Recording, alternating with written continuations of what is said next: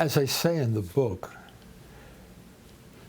what kept me functioning and alive through high school was music. I played the saxophone at enough bars and bar mitzvahs and weddings and beach clubs to buy a really good horn, a Buescher Aristocrat tenor, and I had daydreams of being a famous musician. I lacked a lot of the basic ingredients for that, including talent, but I could improvise, as in many things.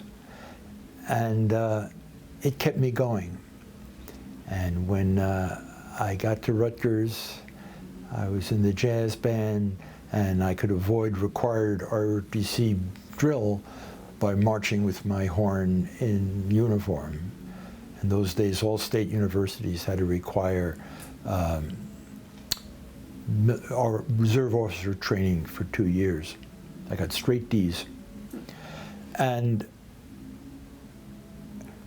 as my transition from music to poetry was almost immediate. I was reading Yeats intensely and discovering Allen Ginsberg and Emily Dickinson and practicing less and less. And it remains one of the great joys I've had. I played a few jobs, sort of fraternity house dances and things at Rutgers, but it was clear I was headed somewhere else. And that joy of making music with other people, particularly if you're all improvising, which means listening to one another very carefully, I thought it was over, that was an old childhood memory. And then a wonderful producer, I guess you would call him, he's also a great teacher of popular culture and humanities, Richard Connolly. He's also a publisher, and he had published lyrics of the jazz singer Kurt Elling. And Kurt had taken a poem of mine and had used it in relation to a jazz tune. Anyway, as a result of Kurt Elling and that book, I got invited to a performance by Kurt Elling at, I think it was the Scullers Jazz Bar in Boston.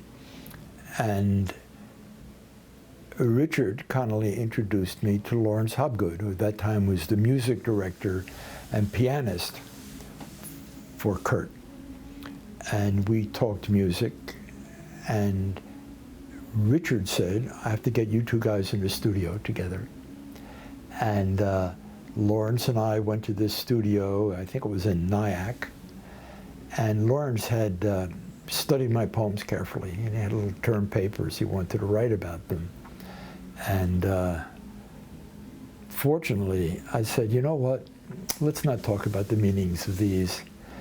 Let's just listen to the sounds.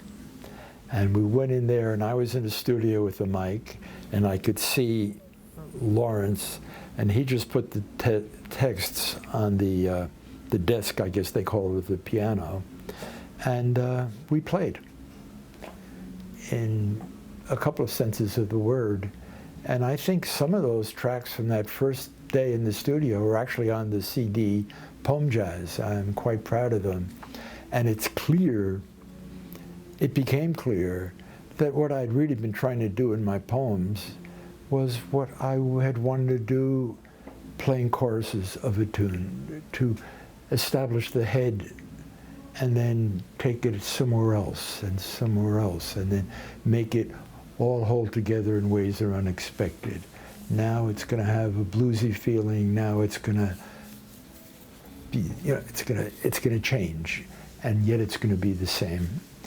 And Lawrence turned out to be a very good listener, and we still love doing that together. And the vocalist and reed player Stan Strickland became another great ingredient, and those two communicate musically very well. Stan, who I quote in Jersey Breaks, that became a very important revivification.